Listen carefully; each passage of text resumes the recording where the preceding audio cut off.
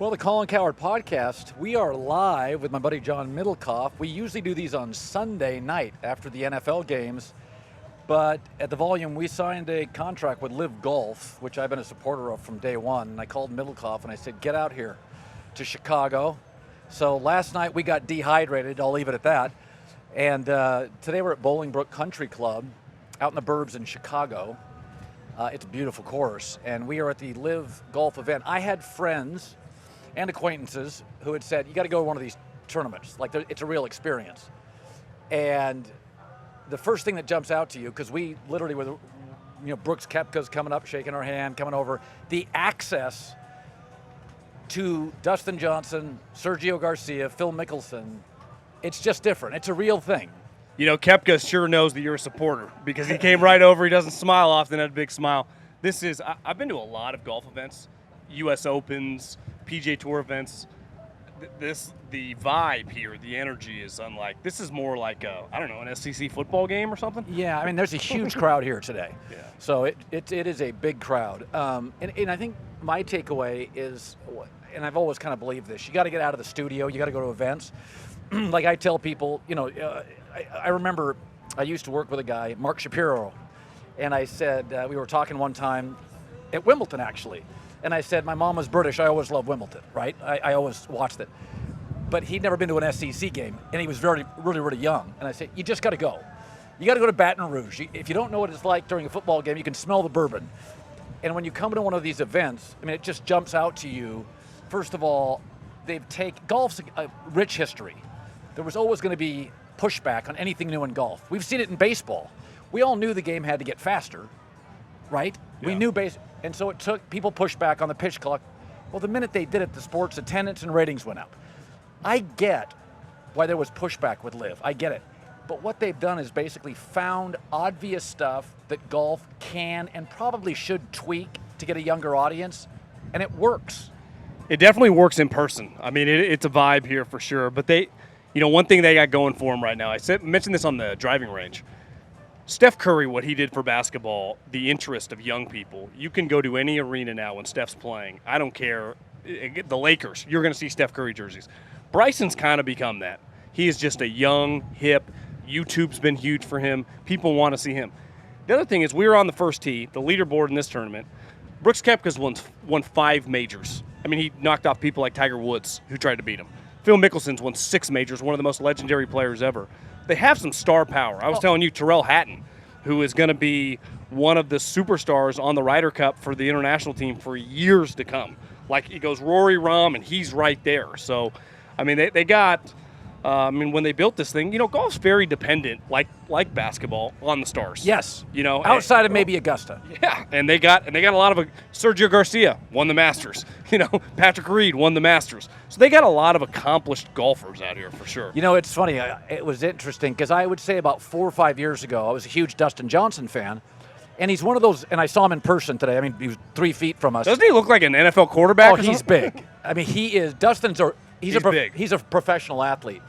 But his game is fascinating because there was a time, I mean, such a mental game. There were about 4 years ago with Dustin Johnson, I thought he was going to take over the sport. And there are still times I watch him on the LIV Tour, and I'm like, he's really a dynamic, powerful player. But for some reason, and I think that's the beauty of golf and the burden of it, like where is Dustin Johnson now? Well, I mean, kind of, I would say definitely on the back nine of his career, probably on hole 16, 17, 18. I mean, he had a run where he won a PGA Tour event, I think in like 12 straight years. Yeah. I think looking back, he's one of those guys. Brooks got the 5 majors. Phil's got 6 majors. You look back on DJ's career, I bet he's kicking himself. He probably should have had 6 or 7. And he's probably going to end up with 2. Now, he did win the Masters, which definitely changed his life. I mean, there was that one, remember when Fox bought the U.S. Open and DJ 3-putted and Jordan Spieth ended up winning at Chambers Bay, your home stomping ground. So I think he's one of those careers where you just look back and, I mean, it's been incredible. He's one of the most accomplished golfers of his era, and he's one of the most talented because you see him. The thing with golf, I guess football's a little like this. Guys come in different shapes and sizes. But Dustin stands out amongst everybody. Even next to Phil, he trumps him, by 3 or 4 inches. I mean, I watched 6 golfers. DJ looks 6'6". I mean, he's massive. Of all of the 6 golfers I saw that teed off today, Mickelson, Brooks Koepka, Sergio, Hatton, there was no question. Dustin sounded different. Yeah. I mean, he is just he's a professional athlete. So, but I think that, the other thing that struck me today is that when you get access to the driving range, like really close, and we got a little closer than the fans, maybe 5 feet, but when I turned around and I looked at the audience, much younger audience than you would see, and there's always been young golf fans, but if you watch the gallery at the U.S. Open or Augusta, it's 45, 55. There's a lot of 23, 28-year-old kids out here. Yeah, I mean, you come out here to hang out. It is a party. That's most golf events. I live by one in Phoenix. They're not usually parties. So, I mean, this is my first time in Chicago. I've always heard it's an event, party, kind of atmosphere. You can tell people gravitate toward fun stuff here. Festivals, music's big here, events. And this is an event. I mean, it's one of those that you got to be here to kind of feel it. I mean, that music blast on hole 1, that was crazy. Yeah, so they had paratroopers come in. They got music blasting on the first hole. And I also think, I've only been in Chicago full-time now for about 4 months. But when you have a city with a harsh winter, when the sun comes out, people, they'll get in their car, they'll drive 2 hours, they don't care. That's why they just had something here the other day in town. I don't even know, it was a what was the? Lollapalooza. That thing's still real, right? Yeah. They had a massive Been going since I was a kid. They had a massive crowd here, and it's like, yeah, because for 4 months, you can't get out of the house. So when you have this event, this is a big crowd. I've been hearing about these Chicago summers forever. It's still hot. People act like it's like 70 degrees. It's warm. We got lucky today, though. Cool place, yeah. The wind. We got great. It's not good for the golfers, maybe. No, terrible. Phil's already all over the place. Yeah. No, I think, listen, we have to at least address for a minute Shedeur Sanders. Yeah. Okay, it's a podcast, right? We got a couple topics here. So, before he got drafted, he debuted last night. My take was always big enough, accurate enough, moves well enough. When I watched last night, he checked those boxes. I don't know if he's going to be good pre-snap. Is he mature enough? But when I watched him last night, that was an event, by the way. Speaking of an event at the LIV Golf, that was an event last night. When I watched him, he was kind of what he was in college. He's accurate. He moves well enough. There's so many other boxes to check to be a franchise quarterback. But my take was he delivered. He was what he was in college. I think the one thing with preseason, because it's hard to put it on context, like I don't know if you're going up against the next Trent Williams or the next guy that's going to be selling insurance in a month, right? So you got to be careful with that. You can judge instincts, and you can just judge this guy can play football. Now, the game plan, the regular season's a different animal than the preseason. But Shedeur has always just kind of been an instinctive – he's never been his dad athletically, right? He's not the most explosive athlete. He doesn't have the greatest arm. But he kind of just makes some plays. Now, are they going to throw him out week 1? They're not going to do that. But this was always like once he started dropping in the draft, someone took him. If he looked good, it's going to be a circus. I mean, you thought it was big now. Can you imagine Cleveland radio this week? They're not going to want to see one snap from Flacco. No one's going to want to see Flacco take a snap. Yeah. No one's going to want to see Kenny Pickett. It's a very Tebow feel, but he's much better than Tebow. Way better. I mean, he's a quarterback. Right. Tebow, this guy's a quarterback. Now, can he be a good quarterback? And this is where if I'm the owner, listen, I'll give you a month because as the head coach, you can't just walk into Myles Garrett. If Myles goes, I don't think he's quite ready yet, and not play the veteran guy. But if we're 1-3, 1-4, I'm making the switch quicker than some teams do. Yeah. Remember, when Lamar came in for Flacco, it was like the end of October. I'm not waiting that long. Yeah. You want to give this guy, to me, if I'm Haslam, I'm already at minimum, let's get 10 games. We got 2 first-round picks. If we're bad anyway, we're going to be drafting a quarterback. Let's get a big sample size. Who knows? Maybe we don't keep him. We can flip him. Yeah, absolutely. So John and I will be doing our stuff tomorrow, obviously, on Sunday night. A lot of NFL stuff, little teaser there. So as I watched Phil Mickelson, John and I went to the first tee. And they got the paratroopers, and there's fireworks. Mickelson, first of all, he was in really good shape. He looks good. And he was the most popular golfer here. He was really popular. But it was interesting because when I watched Phil... He's probably my generation's Arnold Palmer or something, don't you think? I think so. Yeah. Phil now is not yet Greg Norman, but it kind of feels like he's a businessman. Has Phil? I mean, by the way, he is the attraction. I mean, like he and Bryson are. Yeah. And golf has always had a great legacy. It loves its old stars, right? But when I watch Phil today, he's in the best shape I've ever seen. And I'm kind of wondering, I'm thinking, because you're next to me, I'm kind of thinking, where are we with Phil? Do we expect him to win? Or is it just like, it's like when musical acts, their last 8 years would go to Vegas. And they couldn't quite hit the notes, but you wanted to go watch Barry Manilow. Like, no, I'm not saying that, but there is a part of me with Phil. It's like, I don't really care how he plays. I just want to see Phil Mickelson.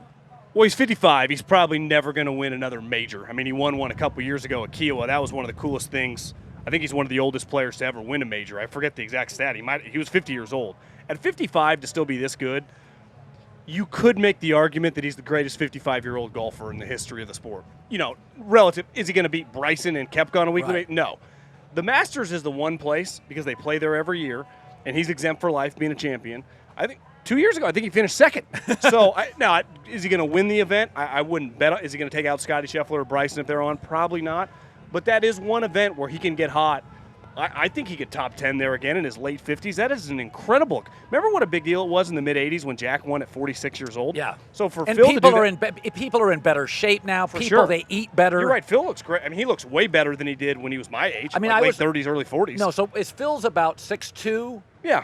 So I looked at him today, and I'm 6'1", and I'm $190, and Phil's bigger than I am. Yeah. And I looked at him, I'm like, he's 6'2", 208. I mean, Phil's big. I mean, the hips big. And I looked at him, I'm like, Phil's in good. And he had a tight golf shirt. I'm like, that's the best shape Phil's ever been in. You know, Bones, Phil's old caddy. Yeah. I heard him say this once. He's like, you know, when you look at Phil relative to a lot of these guys, you know, Koepka's battled knee injuries. Bryson had a back when he got big. Phil's never had an injury. When you look at his swing, because I don't know if it's his flexibility, his swing kind of looks identical as it did 20 years ago. He swings, and, you know, power is a big part of his game. Kind of a unique, a lot of these guys, the nature of the swing, it's not a normal human motion. Well, baseball players, left-handers. Yeah. It looks better. It looks fantastic. you know, so I mean, he's never been injured, still playing, you know, relatively. Again, you top 5 at the Masters in your 50s, like it probably happened, I don't know, less than 2 times in the history of the game. Yeah, it's really fun here. It's really an event. I mean, first of all, it's incredibly well staffed. You know how when you have different leagues, sometimes you're like, well, it's a shoestring budget. That's not the case. I don't think budget's the issue here. It is not the issue. No. They have, and I'm sure they have this everywhere, but I think the key, and they know what they're doing, is going to cities that are party, fun places, and it's going to work. You know, I think they had an event earlier in Arizona, in Tucson. I don't know if it was last year or this year. They've gone to Australia. When they go to places that are fun, I mean, the atmosphere there won't be anything like that. Yeah. I mean, I didn't know, because where I live in Chicago, this is about an hour 10 drive. So I was thinking, no, they'll get a decent crowd, but you got to get in your car and commit to it. And then you have to commit coming home. And I was like, we had traffic, like real traffic. And then I got here and I look at the first hole, I'm like, oh shit, this is a real crowd. Like this is something. And I think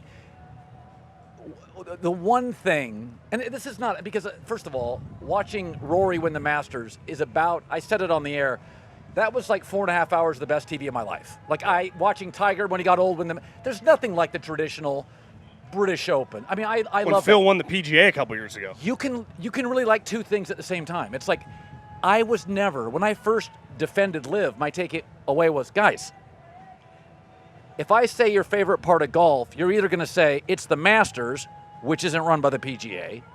That's not a shot at the PGA. PGA was a charity that didn't run the U.S. Open, the British, Augusta. So my take is always, I've always been loyal to the golfer. Yeah. I wanted to see Phil and Bryson and Koepka. I wanted to see the golfer today. But I also understood the pushback by traditionalists, because outside of baseball, it's probably the most tradition-rich sport. But when you watch today, one of the things that jumps out to me is I grew up in a small town. We didn't have country clubs. I've always felt like an outsider in golf, even though I've gotten the bug in the last 3 years. When you're here, it kind of feels like they took that veneer and they pulled it off. They should just get close to the golfers.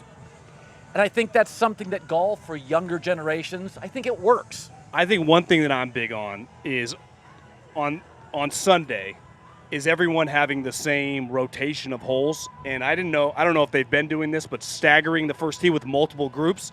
So those 6 guys, instead of one, the winner might finish on hole 3 because he started on hole, 2. This, they're going multiple groups off 1. That means they're all going to finish on 18.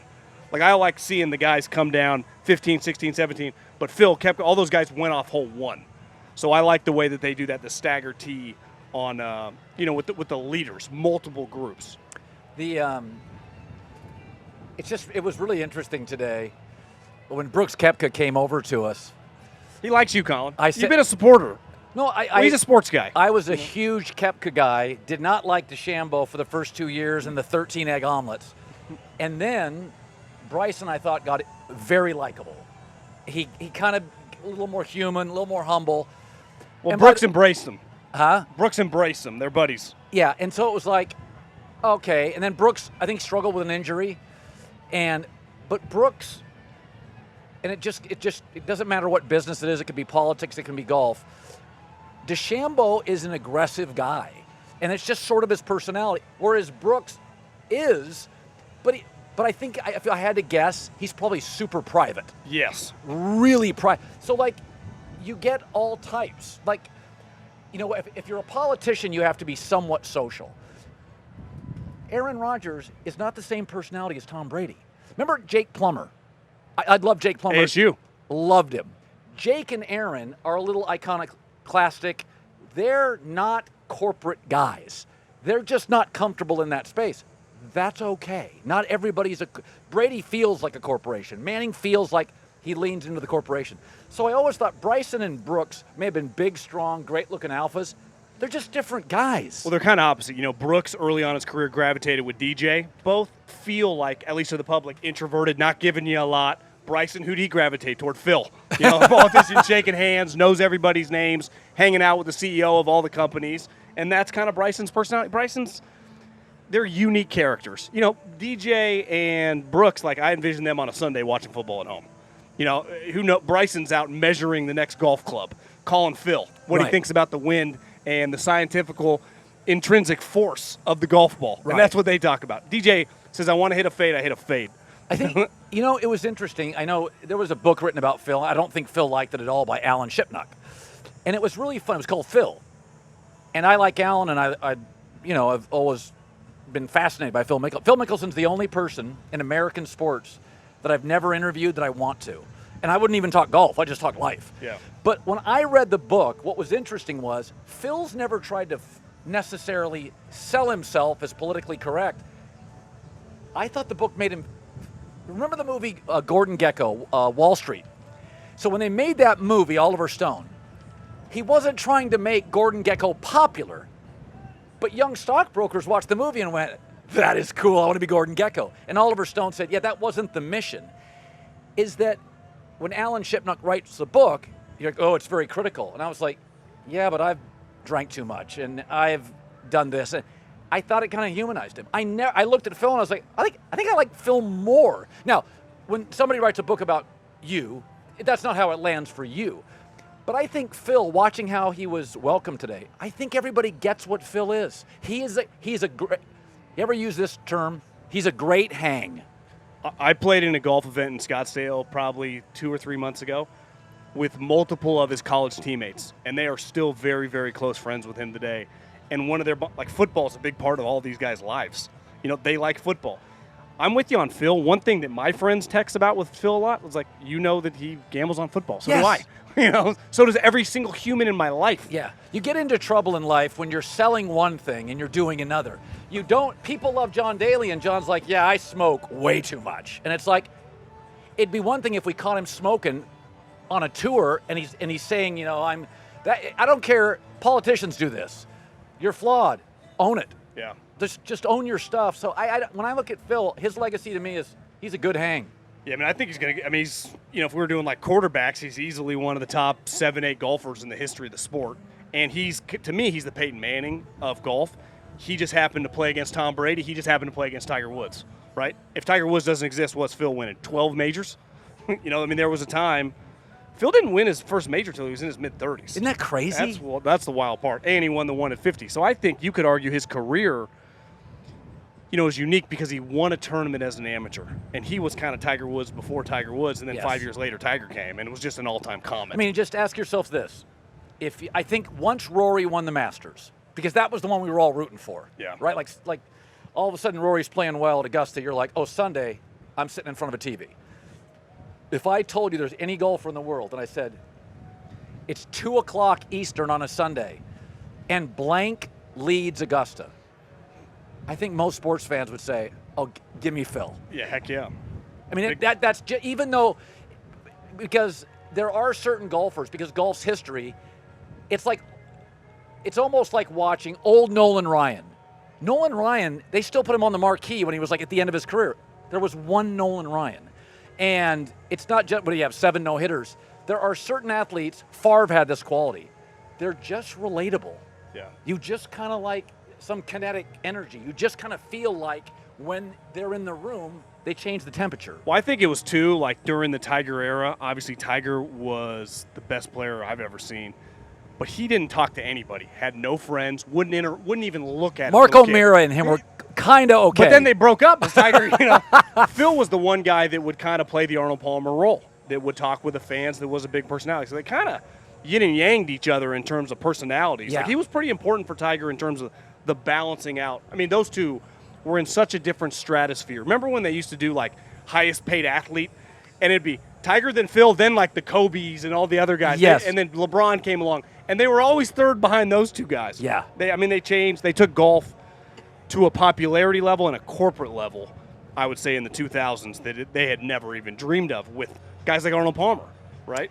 Yeah, if you go back to, and you'd have to Google this, but if you go back to 1960, before the PGA was created, I could be wrong on this.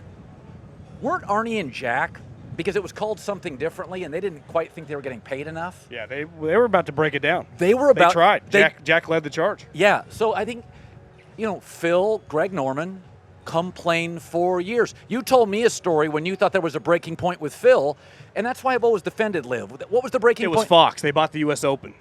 And I think they were paying well over $100 million for a 10-year deal, a tournament, right? So 10 tournaments, $1 billion. And I remember Hunter Mahan, who was very close with Phil, was like one issue, a lot of players, but Phil was the most outspoken about it. In baseball, basketball, football, there's a revenue sharing. Well, I get 49, you get 51. I get 49.8, you get, whatever. It's split basically even. The purse went from like 12 million to 16 million. And Phil's like, what the hell is going on here? Where is the money going? Right. It didn't make sense. And that was, and obviously, LIV coming around, the PGA money, the money's exploded since this. Competition usually creates that. But like all these golfers have benefited, but it was never like that. That's right. Tiger, all these guys, Phil too, when they were making $60, $80 million a year, they're only making 3 or 4 on the course. It was all coming off the course. Yeah. So that's where Scotty Scheffler now made $65 million. Joaquin Neiman winning all these tournaments has made like $35 million. These guys now are paid like NBA, NFL players. And should be. Yeah. I mean, you and I were talking when we were driving here to the tournament today. You got to drive yourself.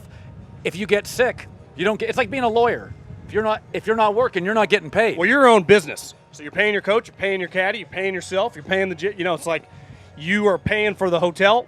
When the Chiefs are playing the Cardinals today, you know what Patrick Mahomes doesn't have to worry about? The hotel.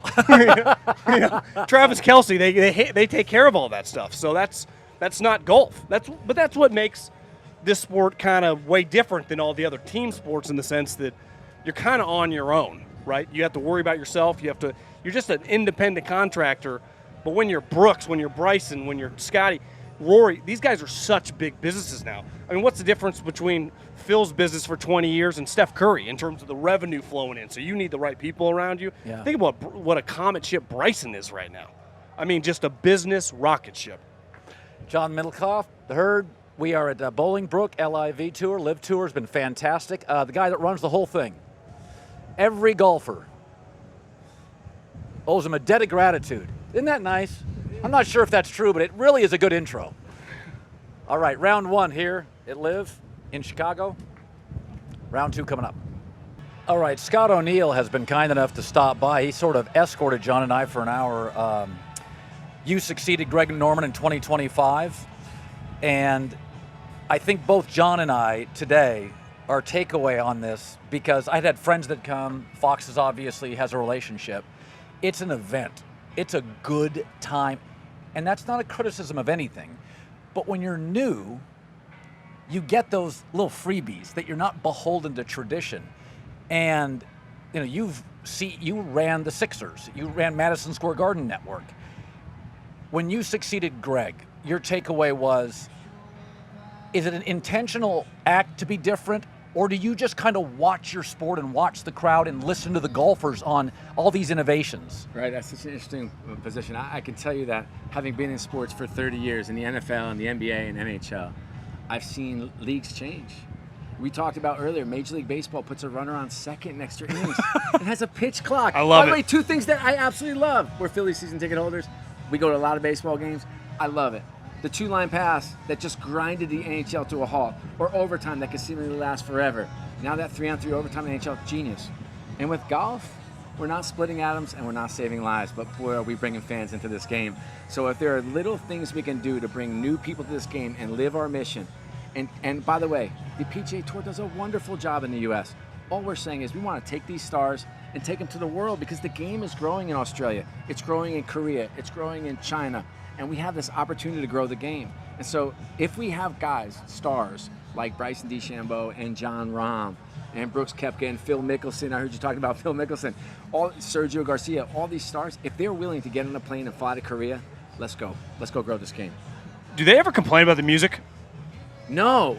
You know what's so strange? That existed before you got here, right? They love the music. On the range, a lot of them have headphones and they're listening to music, first off. But what's really strange to me is they're fine with the music, but if somebody says something on their backswing, That's right. Yeah. They'll step back and look over at them.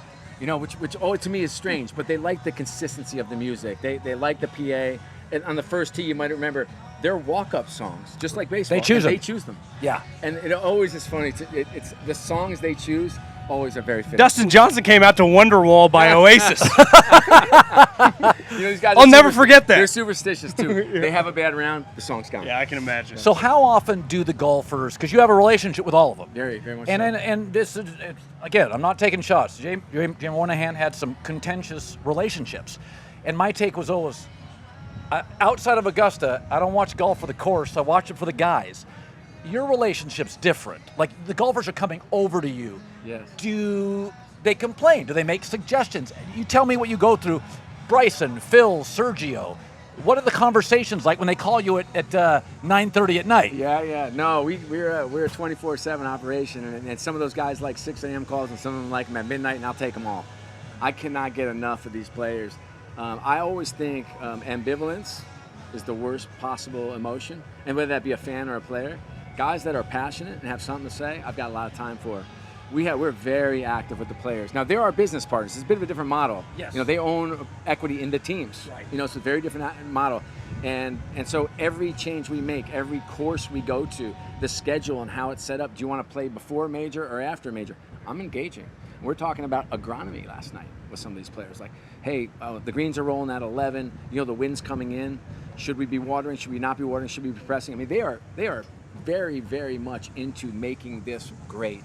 But guess what? This is our third full year. Imagine Major League Baseball in year 3. Imagine the National Football League in year 3.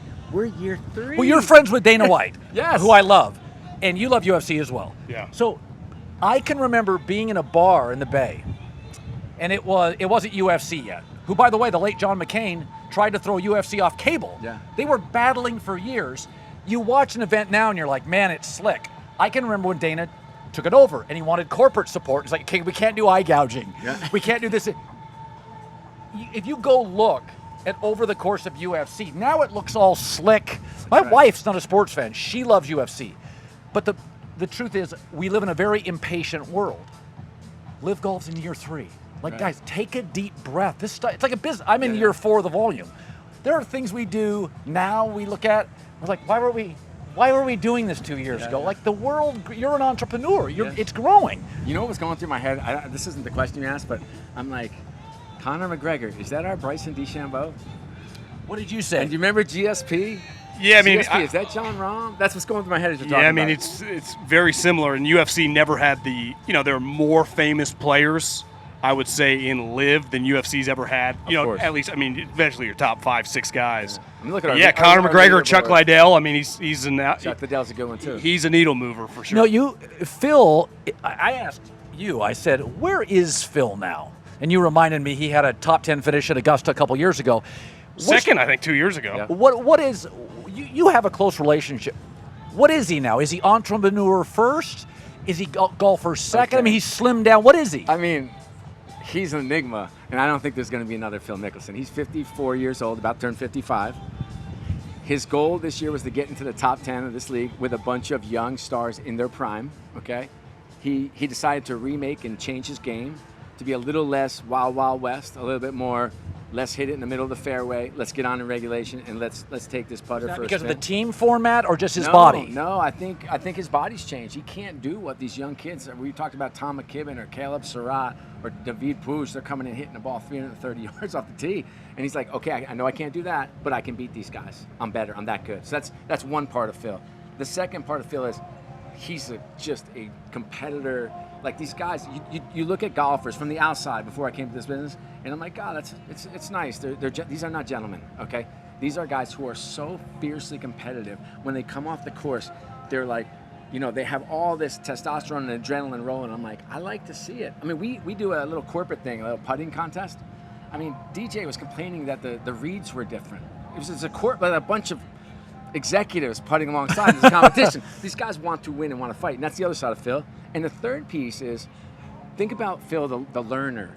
Think about, Phil saw what Bryson was doing on YouTube, and he's like, why can't I do that? So he partners with Grant Horvath. Now he's got 400,000 followers on YouTube. Phil Mickelson, 54-year-old Phil Mickelson, reimagining himself, reinventing himself. And then he's obviously the captain and one of our partners in High Flyers. So he's always, I see him on the first tee. I'm like, hey, Phil, good luck. Knock him dead, give him hell today, and he wants to talk about the business. Okay, Scott, how many fans are we going to have here today? When you're looking at a market in the U.S., I'm like, this guy's for real. Yeah. So I've been around some of the great execs in the world. David Stern was a longtime mentor of mine. I worked for him for 8 years, and I just remember him being this lifelong learner. Adam Silver, the current commissioner of the NBA, always learning, always reaching, always discovering, always figuring out, what do I have to do next? That's Phil Mickelson. Was duels his idea, or was that yours? No, that came out of, look, we've been studying YouTube spaces. If you walk the range and talk to the little young kids, which I like to do, I always say, who's your favorite player? Bryson DeChambeau. Really, how'd you discover Bryson? YouTube. So I think once we saw the revolution happening on YouTube. I bet when Grant or Fat Perez come out here, they're just as famous as some of the golfers. No, it's amazing. So for those of you who don't know, the Duels is a program we have golf influencers, and they play along. They partner up with one of our stars, and then they play a competition for money for And the fact that you can get John Rahm to give 4 hours of his time to play an event, it's pretty special. Yeah. I don't think that happens in any other sport anywhere else in the world. None of us are born in a test tube. Billy Joel said in his recent documentary, we are all have influences. All of us in our life. We have mentors. It could be our dad. Do you look at, say, F1, and you look at it and think, it's a little bit of an inspiration for us? Are there sports that you look at? Because we connect you to golf, but golf's global now. Yeah. And I look at F1 and I think, and UFC, and I think, oh, that's LIV Golf. That's how I view it. Do you look at F1? That's 100% of how I see it. When you say golf is global, I would push back on you and say, well, maybe before Tiger, the sport was global. You had the European Tour and the PGA Tour, like sitting side by side, and then Tiger comes and all the money, all the sponsors, all the TV money shifts over to the PGA Tour, and so then 42 events a year, you got every great player in the world playing in the U.S. and like Formula One, we go to Riyadh, and then we go to Australia, and then Hong Kong and Singapore and Mexico City, and yes, we're here in the U.S. for 5 times a year, which is in the UK. Fantastic. We love being in the U.S. I'm an American. I absolutely love it here. But the growth of the game, if you want to grow the game, you've got to take stars and you got to put them in Korea. You've got to put them in Hong Kong. And that, we think, attracts more young fans and talent to this game, and this game is going to the moon. What are the demographics quickly on, you've looked at all of them. Yeah. What is the average LIV Golf fan? What's the demo? Yeah, we're about 15 years younger than a typical golf fan. That's what we saw today. Yeah, It was young. And what you might also see if you get to walk a little bit is you see parents pushing strollers. You'll see, groups of women coming. About 40% of our audience is female. It could be a good dating opportunity for those of you who are single out there. Come to see LIV. So it's a younger. It still has disposable income. We do have concerts, So we have in the next coming. We've got Swedish House Mafia. We have Imagine Dragons. So Jason Derulo. So we have concerts that I think attract a younger audience as well. One question I'm sure you get a lot is unification, Yes. right? You're an NBA, NFL. The new commissioner of the PGA Tour, CEO, whatever the heck that position is. Yeah. He's an NFL guy. Have you guys talked? Just what the chatter out there? What is the reality of what's going on?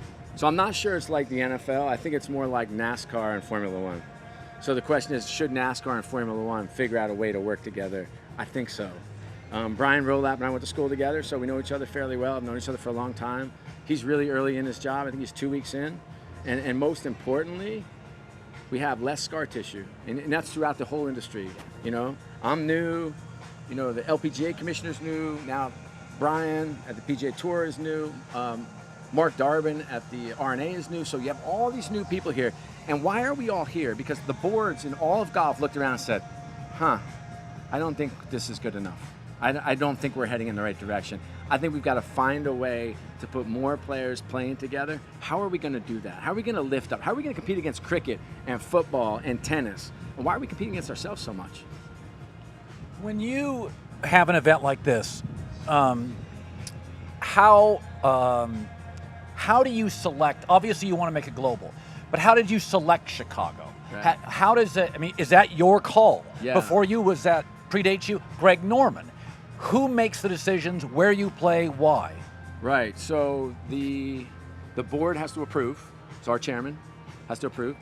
And Ross Hallett runs our events, like a 30-year executive in golf, mostly at IMG, is now here. And then I'm very engaged, of course. Now Chicago, why not Chicago? It's one of the great cities of America. It's a big golf starve in terms of this area, and this course is absolutely spectacular. You mentioned something earlier, and you know this, being in Philadelphia. When you live in a city with 3 or 4 cold winter months, when the sun shines in March, everybody jogs, like non-joggers jog. So my take was, it works in this city because for 4 months you don't go outside. Is that something you would like Philadelphia's got that feel? Yeah. Boston has that feel. Yeah. I spent some time in the Northeast. If it's sunny in April, Boston is like jogging capital of the world. Do you think about, because you're such an event, this is an event we're watching. Yeah. It's not about history. It's about what town or city works for us. Is that under consideration? Yeah, of course. We were just in Dallas, though, and that's sun almost every day of the year. Right. And it was blazing hot. We had 50,000 people show up. Yeah, so, we're in the UK, the sun's never out. I lived there for 2 years, and we have 40,000 people come there. So I feel like if we do our jobs and let people know that we're in town with the kind of star power we have, good things happen. When you put a music act around it, we have Good Charlotte here playing today. I can't tell you who Good Charlotte is. I can tell you my daughters can. And so there is a younger demo we're looking for, and I think if we go to the right markets, in many cases, we're going to Indianapolis, not exactly a powerhouse market, right? But it's a golf starve market, and that is a market that knows how to rally for big events. I've been there for Final Fours. You know how that handles a Final Four. It does it really well, and I think they're handling us really well. Well, I sent a pic to our mutual buddy Howie Roseman, and if Howie's dealing with a player, it's either the player or the agent, right? He doesn't have to deal with anyone else. Golfers have an entourage. They got coaches, they got agents, they got a lot of people around them. How do you deal with that? Oh, this is a league of alphas. So if John Rahm or DJ or Phil or Bryson have an issue, it's one-on-one. Yeah, it's one-on-one. That's okay. But remember how complicated a relationship is. We sign them, We have to hug them. They're our business partners. We find them when things go wrong. So it's a complicated relationship, like how you manage that ecosystem. How does someone, if you don't know these guys, obviously when you get the job, forge a relationship in a short period of time with Phil, Bryson, all these guys? How's that possible? Well, we spent a lot of time together. We've been on the road for 7 months. and we effectively live on airplanes and hotels and at the course together. So time was one. Second is you put infrastructure in place. So I have team breakfast, at least one time. We have all kinds of committees that we get together. I'm interacting with them. We eat breakfast, lunch, and dinner together. I mean, we're with these guys all the time. That's true. And so, and then it's about, am I curious enough? Am I humble enough to engage? Yeah, we talked about this before you came on. And if you're just tuning in, this is Scott O'Neill. He's a LIV Golf CEO, and he worked for the Sixers, ran that organization, and MSG Entertainment. Is that what you ran? The New York Knicks and New York Rangers. Okay, that's a big job. James Dolan. Yes. Yes. Just spoke to him 2 days ago. Oh, you did? Yeah, I did. I don't like what they did with Tom Thibodeau, but that's another podcast. No, it sure is. Heck of a coach. He is. When you look, you're obviously going to expand, and you want to keep doing that globally. Is where the money comes from. Are there demands that you have to meet? Do you feel like? Is there pressure? Yes. Yes. Of course there's because pressure. there's always this thing. Hey, money is endless. Money's not an issue, and I always think money's an issue everywhere. Everywhere, of course. You know, I've worked in private equity now for 12 years. Okay, for Josh Harris and David Blitzer from Apollo and Blackstone, and in my last role with a Blackstone company, and now here with PIF. And yes, there's a lot of pressure to deliver business, and that's what I signed up for. Like, I can't get enough of this. I will tell you, there are very few times in life, you probably both have it too, where you can't wait to get up in the morning. Yeah. Like, there's so much fun here that I cannot wait to get out of bed and get kicking. Like, my hard thing for me is turning it off, not turning it on. So pressure, bring it on. As Brooks Koepka always says, pressure's a privilege. So relegation is happening yes, this year? So when that happens, where are you purchasing the players from to fill those spots? Yeah, so good question. So in some cases we have promotion events. So we have the Asian Tour. The best person on the Asian Tour gets an invite in, and then we have a promotions event where you can earn your way in, and then we'll go talk to PGA, European Tour, NCAA players. So signing a player from the PGA Tour is still on the table. Of course, yeah, of course. Scott O'Neill, this has been great. Thanks for having me. You bet. Good to be a member of the herd. Thanks, Scott.